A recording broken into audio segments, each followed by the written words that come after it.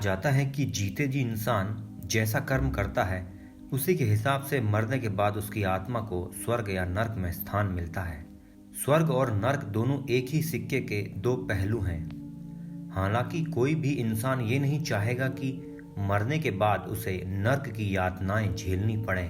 लिहाजा हर इंसान मरने के बाद स्वर्ग लोक जाने की ही कामना करता है।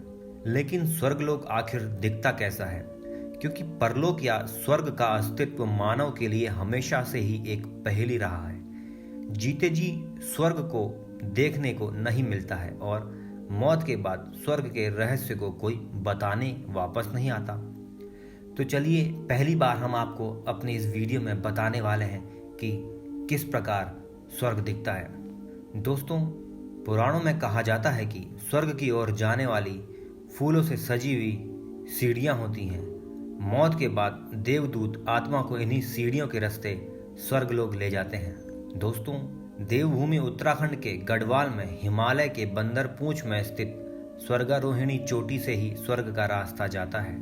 स्वर्ग लोक में रहने वाले देवदूत और वहां के निवासी पृथ्वी लोक से बिल्कुल अलग होते हैं। स्वर्ग लोक में उड़ने वाले सफेद अश्व काफी मनमोहक दिखाई देते हैं और देवलोक की अप्सराएं परियों जैसी सुंदर नजर आती हैं।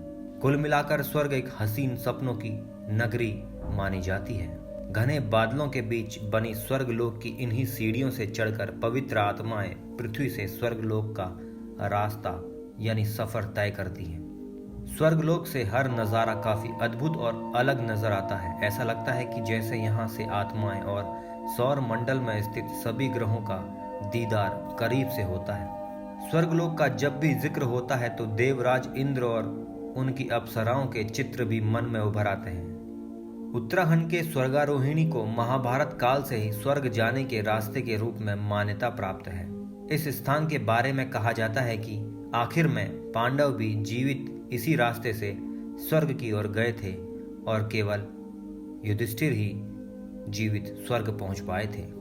हालांकि भारत के आखिरी गांव से स्वर्ग की ओर जाने वाले रास्ते से पांडवों के बाद किसी भी इंसान की जीवित स्वर्ग जाने का आज तक जिक्र नहीं मिलता है।